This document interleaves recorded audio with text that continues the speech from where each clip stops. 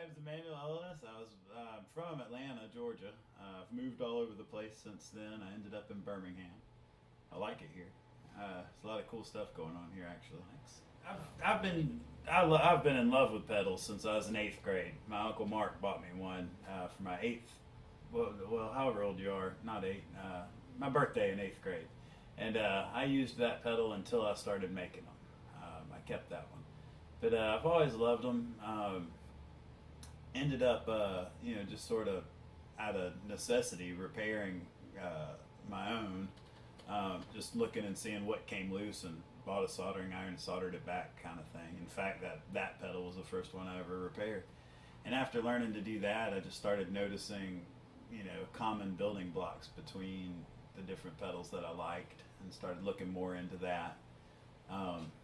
Bought a couple old 70s high school textbooks off of eBay, and read them, and I'd give myself a little quiz at the end of the chapter and stuff like that every now and then, and just kind of taught myself what to do. Built a couple kits, figured out that it wasn't rocket science, and kept going. And now here we are, thousands of pedals later, and all my heroes use my pedals, and that's a big deal to me. Sonic Youth has a bunch of them. They've actually got on their website, they show my pedals and what the settings are and stuff. That's pretty cool.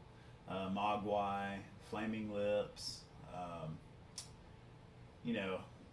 always blank out, the Black Keys, White Stripes, the Police, St. Vincent, Annie Clark, she's awesome. She uses a lot of my stuff. We've had, we've sold thousands of pedals at this point. Been in magazines, been interviewed in lots of different, online things, and a lot of reviews out there and stuff. It's pretty cool. It's pretty fun. It's all really one line, but it's there's fuzzes, there's distortions, overdrives, all that stuff. There's phasers, choruses, echoes. Most of them are variations on the classics, like everybody else's. Some of them I've done from scratch, that doing things that no one else has done. The tapeworm, for instance, no one's made that before. That one has a delay circuit and an analog synth engine, which lets you. It's basically it's got two. The synth engine just has two oscillators and a volume, so you're just making space noises with it. You're playing your guitar through the delay. Your guitar is echoing out, and you step on the synth. Your guitar fades out and the synth comes in, and it's going through the delay, and you're making your spaceship noises, and then you're done and you turn it back off and it fades out and your guitar comes back.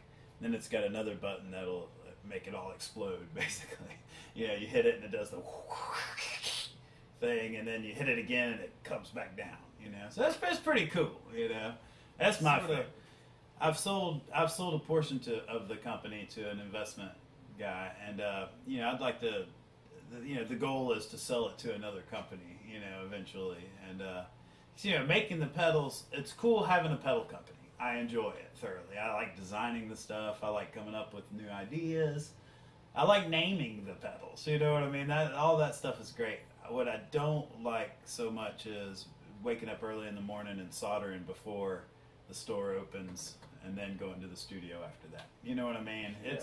I'd like to.